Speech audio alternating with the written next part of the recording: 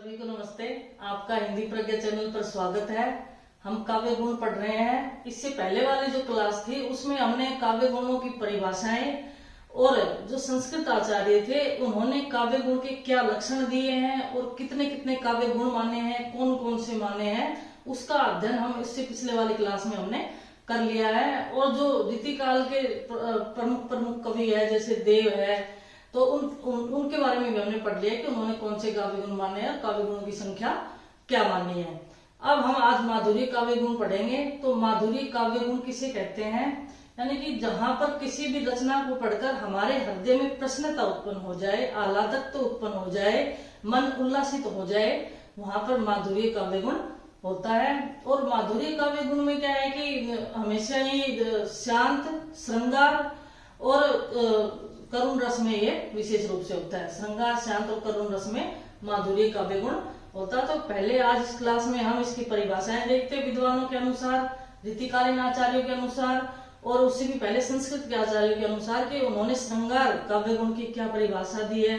फिर इसके लक्षण और उदाहरण हम देखेंगे। तो देखो पहले माधुर्य काव्य गुण, तो इसमें हृदय को आनंद व उल्लास से द्रवित करने वाली कोमल कांत पदावली से युक्त रचना माधुर्य गुण में होती है। क्या? हृदय को आनंद व उल्लास से द्रवित करने वाली, जो हमारे हृदय को आनंदित कर दे यानी कि उल्लासित कर दे। और उस कोमल कांत पदावली, कोमल कांत पदावली का ये अर्थ हुआ कि जहां पर कठिन वर्णों का प्रयोग नहीं होता। यानी कि जैसे कठिन वर्ण कौन से होते हैं हिंदी में, जैसे मूर्धन्य वर्ण है, टैट है, डैड है, ये इन कठिन द्वित्व शब्दों वर्णों का प्रयोग नहीं होता।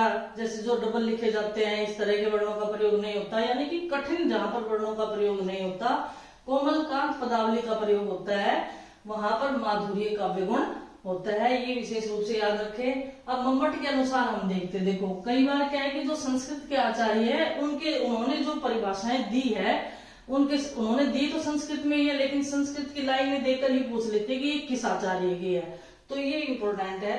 अब ये देखो, आह्लादत्व माधुर्य श्रृंगारे द्रुति कारणम करुणे विप्रलंबे तछांते चातिशयमितम।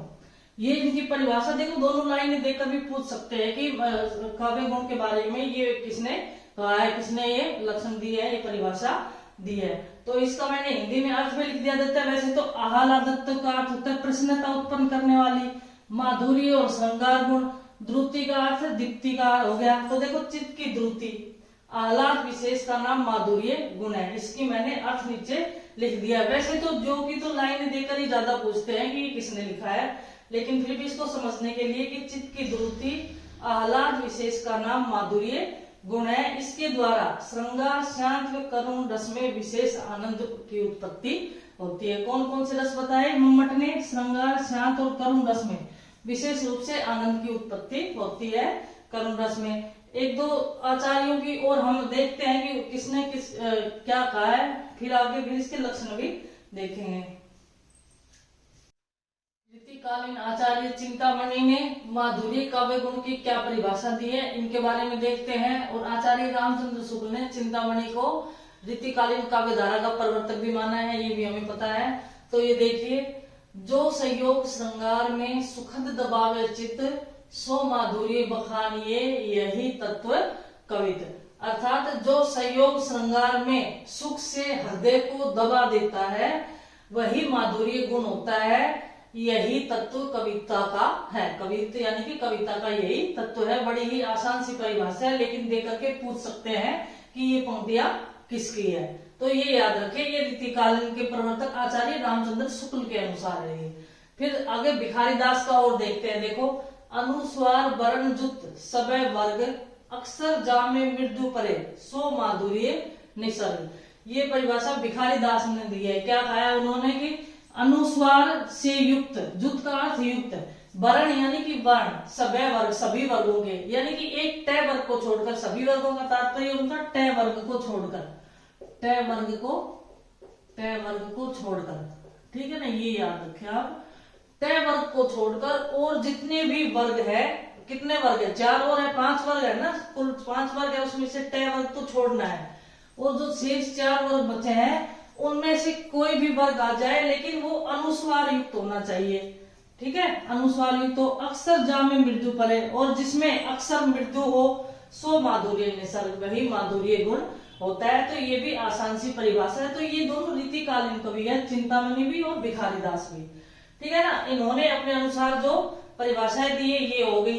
तो अब इसमें परिभाषा देकर के पूछ सकते हैं, भिखारीदास का भी ये लिखवा दिया है। फिर माधुर्य का अर्थ किसने क्या माना है, माधुर्य गुण का अर्थ किसने क्या माना है वो भी एक बार देख लेते हैं। कई बार अर्थ आ जाता है कि जैसे भरतमुनि के अनुसार माधुर्य का अर्थ क्या है, माधुर्य गुण का अर्थ तो श्रुति मधुरता, अर्थात सुनने में जो मधुर हो, ऐसी काव्य रचना जिसमें ऐसे वर्णों का प्रयोग हो जो सुनने में मधुर लगे, अच्छी लगे। तो भरतमुनि ने क्या माना है, माधुर्य का अर्थ श्रुति मधुरता से माना है।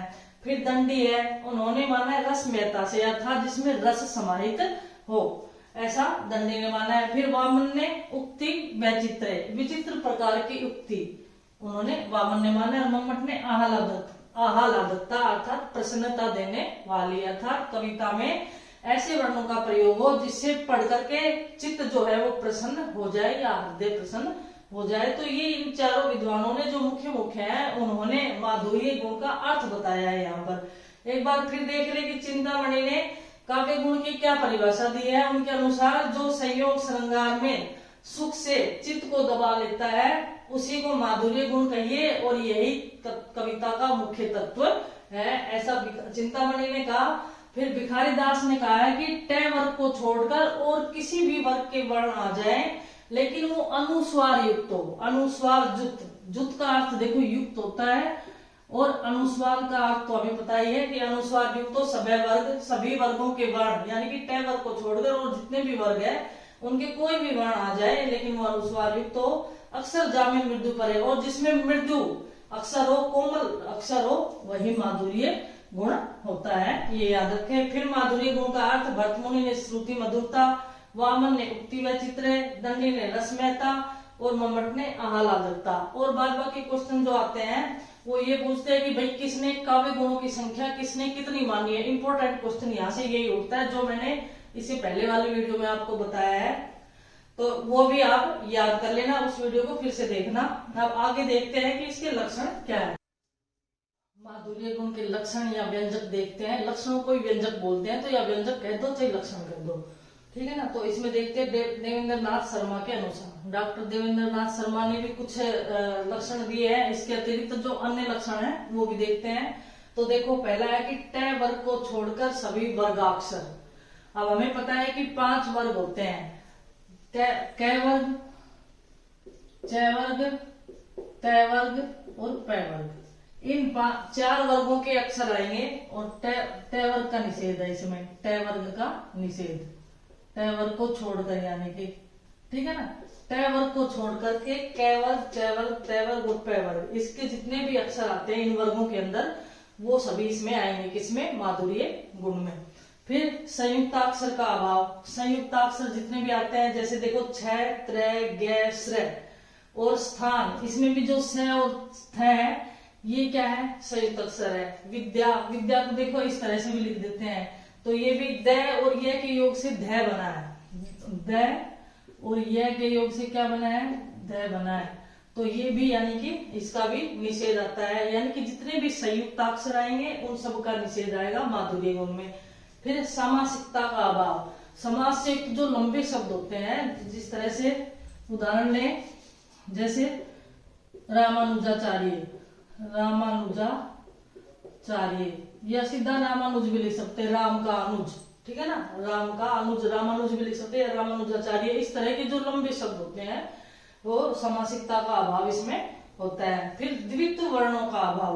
अब द्वित्व वर्ण क्या होते हैं, जैसे बच्चा, द्वित्व वर्ण यानी कि 2 वर्ण एक जैसे साथ आए, जैसे सच्चा, बच्चा है, सच्चा है, कुत्ता शब्द है जैसे, ठीक है ना। तो इस प्रकार के द्वित्व वर्ण यानी कि 2 वर्ण जब एक साथ आते हैं तो उन वर्णों का अभाव भी माधुर्य गुण में होता है। फिर अनुस्वार युक्त वर्णों का प्रयोग इसमें होता है। अनुस्वार हमें पता है ये क्या है, जैसे अंग, तो ये अनुस्वार युक्त, इस तरह के अनुस्वार युक्त वर्णों का प्रयोग होगा। लेकिन 4 वर्गों के जो वर्ण आएंगे उसमें टय वर्ग के अंतर्गत वर्ण नहीं आएंगे, तो ये अनुस्वार युक्त वर्णों का प्रयोग। फिर है रेफ युक्त वर्णों का अभाव भी इसमें होता है। रेफ युक्त वर्ण कैसे, जैसे कर्म, धर्म, प्रयोग, तो ये ऊपर रह, जो ऊपर रह आ रहा है ये अधूरे जो रह है इनका भी अभाव होता है, यानी कि रेफ युक्त वर्णों का अभाव। ये विशेषताएं या इसके जो लक्षण है वो आपको विशेष रूप से याद करने हैं, क्योंकि लक्षणों में ही क्वेश्चन पूछ लेते हैं कि इसका क्या लक्षण है और क्या नहीं है, तो ये आपको सभी याद होने चाहिए। एक आपको ये याद होना चाहिए कि माधुर्य गुण का प्रयोग किस किस रस में होता है, ठीक है, किस किस रस में होता है। तो हम यहाँ देखते हैं, देखो यहाँ लिख देती हूँ मैं, किस किस रस में होता है। श्रृंगार में तो होता ही है, श्रृंगार, करुण में, वात्सल्य में विशेष रूप से, और शांत में। देखो इनमें, इन रसों में किसका, माधुर्य गुण का प्रयोग होता है। ये नोट विशेष कर ले, विशेष रूप से बात नोट कर ले, ये कि श्रृंगार, करुण, वात्सल्य और शांत रस में माधुर्य गुण का प्रयोग होता है। इसका फिर से देख ले, ये तीन जो विशेषताएं हैं, पहली, दूसरी और तीसरी, ये तो डॉक्टर देवेंद्र नाथ शर्मा के अनुसार है। बाकी अन्य जो विशेषताएं हैं वो ये मैंने नीचे लिखी है। तो डॉक्टर देवेंद्र नाथ शर्मा के अनुसार कौन कौन सी, कि ट वर्ग को छोड़कर सभी वर्गाक्षर इसमें आएंगे, किसमें आएंगे, माधुर्य काव्य गुण में। फिर संयुक्ताक्षरों का अभाव होगा इसमें, और सामासिकता का अभाव होगा। ये तीन विशेषताएं या तीन लक्षण किसने दिए है, डॉक्टर देवेंद्र नाथ शर्मा ने दिए है। इसके अतिरिक्त जो अन्य इनके गुण है वो है द्वित्व वर्णों का अभाव होना चाहिए, जिस तरह से ये जो द्वित्व वर्ण आ रहे हैं साथ में, इनका अभाव होना चाहिए। अनुस्वार युक्त वर्णों का प्रयोग इसमें होता है, और रेफ युक्त वर्णों का अभाव भी इसमें होता है। ऊपर कर्म, धर्म, प्रयोग आदि का प्रयोग जहाँ पर होता है वो उसका भी अभाव होता है। और विशेष इंपॉर्टेंट बात यह है कि ये किन कौन से रसों में प्रयोग होता है, तो ये श्रृंगार, करुण, वात्सल्य और शांत रस में माधुर्य गुण का प्रयोग होता है। अब हम इसके उदाहरण देखते हैं। ये काव्य गुण का उदाहरण देखते हैं। देखो, कंकन किंकनी नुपुर धुनि सुनी, कहत लखन सन राम हृदय गुनी, मानहु मदन दुदुम्बी दीनी, मनसा विश्व विजय कर केने। सीता के कंकनों की ध्वनि सुन करके राम क्या है कि लक्ष्मण के सामने कहते हैं कि मानो कामदेव ने विश्व को जीतने के लिए दुदुम्बी बजाई हो। यानी कि इसका अर्थ तो हमें नहीं देखना, लेकिन इसमें कठिन शब्दों का प्रयोग इसमें नहीं हुआ है। जैसे अनुस्वार युक्त वर्णों का प्रयोग होना चाहिए, अनुस्वार का प्रयोग यहाँ पर होना चाहिए, वो है। ट वर्ग के वर्णों का प्रयोग यहाँ पर नहीं हुआ है, रेफ का प्रयोग नहीं हुआ है। तो जो हमने लक्षण लिखे थे उसके अनुसार ही इसमें कोमलकांत पदावली का प्रयोग इसमें हुआ है। इसी प्रकार से दूसरा उदाहरण देखते हैं। शोभित कर नवनीत लिए, गुटुरुम चलत रेणु तन मंडित, मुख दधि लेप किए। श्री कृष्ण के बाल रूप का चित्रण इसमें किया गया है कि शोभित कर नवनीत लिए, श्री कृष्ण जी अपने हाथ में मक्खन लिए हुए अत्यधिक शोभायमान हो रहे हैं। गुटुरुम चलत, वे घुटनों के बल पर चल रहे हैं। रेणु तन मंडित, और उनका सारा शरीर है वो धूल से भरा हुआ है। मुख दधि लेप किए, और मुख पर दही का लेप किए हुए है, अर्थात मुख से दही खा रहे हैं। तो इस प्रकार से यानी कि यहाँ पर कहीं पर भी कठिन शब्दों का प्रयोग यहाँ पर नहीं है।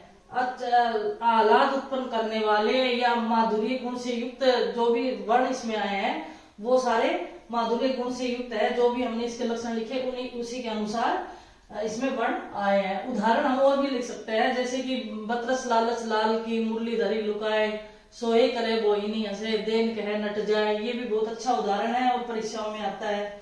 यहाँ पर मैं लिख देती हूँ, चाहिए तो एक ही लाइन लिख लेते हैं। बतरस लालच लाल की, बतरस लालच लाल की मुरली धरी लुकाए, मुरली धरी लुकाए, सोहे करे मोहिनी हंसे, सोहे करे बोहनी हंसे, बोहनी हंसे, देन कहे नट जाए, देन कहे नट जाए, नट जाए। देखो ये भी श्रृंगार रस का अच्छा उदाहरण है और इसमें कितने सारे वो मनोभाव या भाव उत्पन्न हो गए कि बतरस लालच लाल की, श्री कृष्ण से बातें करने के लालच में मुरली धरी लुकाए, गोपियां है वो श्री कृष्ण की मुरली को छुपा लेती है। सोहे करे, वो कभी सौगंध खाती है कि हमने मुरली नहीं ली, बोहे नहीं ऐसे, कभी बोहों से हंस देती है।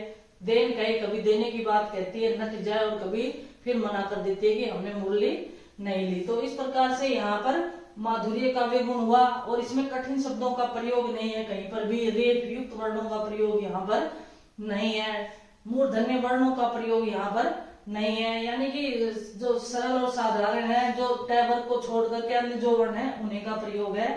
और ये मन में आह्लाद करने वाली या प्रसन्नता देने वाली है। और इसमें किस रस का प्रयोग हुआ है? श्रृंगार रस का प्रयोग, संयोग श्रृंगार का, श्रृंगार में भी तो संयोग श्रृंगार का प्रयोग हुआ है। तो इस क्लास में हमने माधुर्य काव्य गुण पढ़ा।